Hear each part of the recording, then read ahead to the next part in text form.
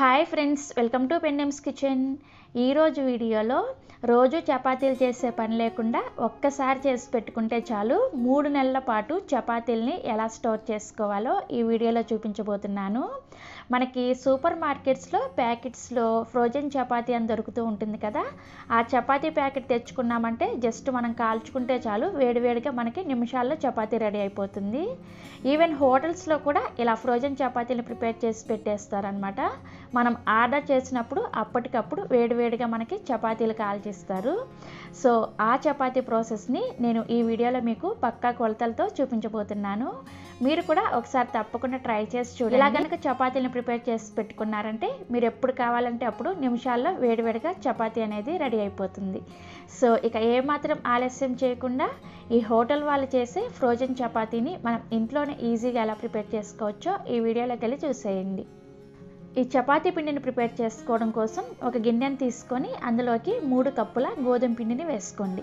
Next ఇందులోకి మీ రుచికి సరిపడా ఉప్పుని, అలాగే 3 కప్పుల గోధుమ పిండికి 3 టేబుల్ స్పూన్ల సన్ఫ్లవర్ ఆయిల్ని వేసుకోండి. ఇలా ఆయిల్ని వేసుకున్న తర్వాత ఈ గోధుమ పిండిలో ఈ ఆయిల్ అంతా కూడా చక్కగా కలిసేటట్లుగా చేత్తో ఈ విధంగా రబ్ చేసుకున్నట్లుగా కలుపుకోవాలి.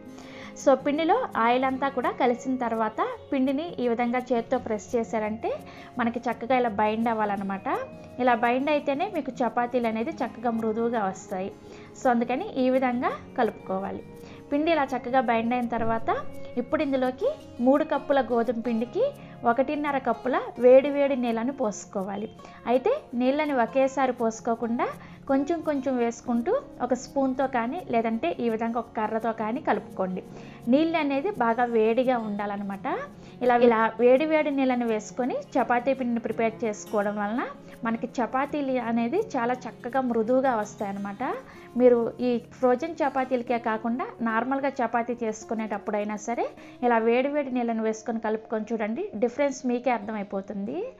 సో చపాతీ పిండిని మరీ సాఫ్ట్గా కాకుండా అలాగని మరీ గట్టిగా కాకుండా సెమీ సాఫ్ట్గా ఉండే విధంగా కలుపుకోవాలి.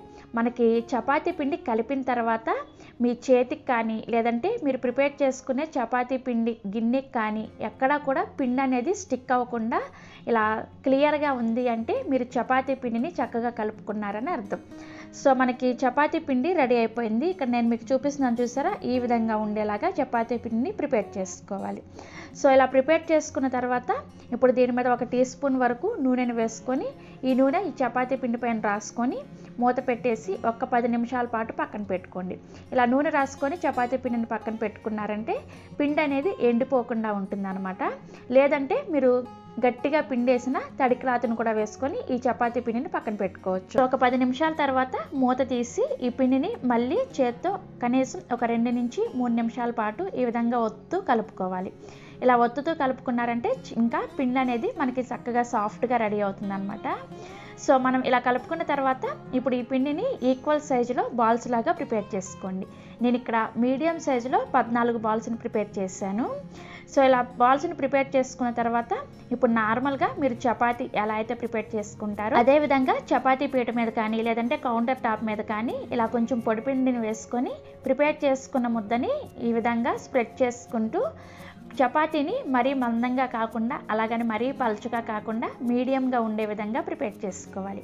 మరీ మందంగా ప్రిపేర్ చేసుకున్నారంటే చపాతీ కాల్చుకునేటప్పుడు లోపల వరకు కాలకుండా మనకి పచ్చిగా ఉండిపోతుంది అనమాట. అదే మరీ పలుచగా ప్రిపేర్ చేసుకున్నారంటే మీరు చపాతీ కాల్చుకున్న తర్వాత గట్టిగా అప్పడం లాగా వచ్చేస్తుంది అనమాట. కాబట్టి మీడియంగా ప్రిపేర్ చేసుకోవాలి. సో ఇక్కడ నేను మీకు అన్ని చపాతీలు కూడా ప్రిపేర్ చేసిన తర్వాత చూపిస్తున్నాను. ఇలా ప్రిపేర్ చేసిన తర్వాత ఇప్పుడు స్టవ్ ఆన్ చేసి చపాతీ కాల్చుకోవడానికి పెనాన్ని పెట్టుకొని ఈ పెనాన్ని బాగా వేడి చేసుకోవాలి. ఎప్పుడు మనం చపాతీ కాల్చుకోవాలన్నా పెనం అనేది బాగా వేడిగా ఉండాలన్నమాట. పెనం బాగా వేడైన తర్వాత ఇలా 1 నుండి 2 చుక్కల వరకు నూనెను వేసుకొని టిష్యూ పేపర్తో తుడిచేయండి. నెక్స్ట్ మనం ప్రిపేర్ చేసుకున్న చపాతీని ఇలా వేడి పెనం మీద వేసుకొని ఒక 10 సెకండ్ల పాటు ఒకవైపు కాలిన తర్వాత దీన్ని మళ్ళీ రెండో వైపుకి కూడా తిప్పుకొని రెండో వైపు కూడా జస్ట్ ఒక 10 సెకండ్ల పాటు కాల్చుకున్నారంటే మనకి చపాతీకి చూసారా ఈ విధంగా కొంచెం బ్లాక్ స్పాట్స్ రావడం అనేది స్టార్ట్ అవుతుంది అనమాట. ఈ టైంలో ఈ చపాతీని తీసేసి ఒక క్లాత్ మీద వేసుకోండి. అంటే మనకి చపాతీ అనేది ఒక 60% వరకు కుక్ అయితే సరిపోతుంది అనమాట. చపాతీలో ఉన్న పచ్చిదనం తగ్గి మనకి ఒక 60% వరకు ఫ్రై అయితే సరిపోతుంది. ఇలా ఫ్రై అయిన చపాతీని ఇలా ఒక క్లాత్ మీద వేసుకున్నారంటే మీకు చపాతీ అనేది చెమట పట్టకుండా ఆవిరి పట్టకుండా ఉంటుందన్నమాట. ఇదే విధంగా అన్ని చపాతీలను కూడా కాల్చుకొని ఈ క్లాత్ మీద వేసుకొని వీటిని పూర్తిగా చల్లారనివ్వాలి. ఈ చపాతీలు పూర్తిగా చల్లారిన తర్వాత ఇలా ఒక బాక్స్ని తీసుకొని బాక్స్లో ఒక కాటన్ క్లాత్ని వేసుకొని చపాతీలని ఒకదాని తర్వాత ఒకటి ఈ విధంగా బాక్స్లో పెట్టుకొని మూత పెట్టేసి ఫ్రిడ్జ్లో పెట్టుకున్నారంటే నార్మల్ ఫ్రిడ్జ్లో అయితే వారం రోజుల పాటు, అలాగే డీప్ ఫ్రిడ్జ్లో ఐస్ గడ్డ కట్టే ఫ్రిడ్జ్లో పెట్టుకున్నారంటే 3 నెలల పాటు స్టోర్ చేసుకోవచ్చు.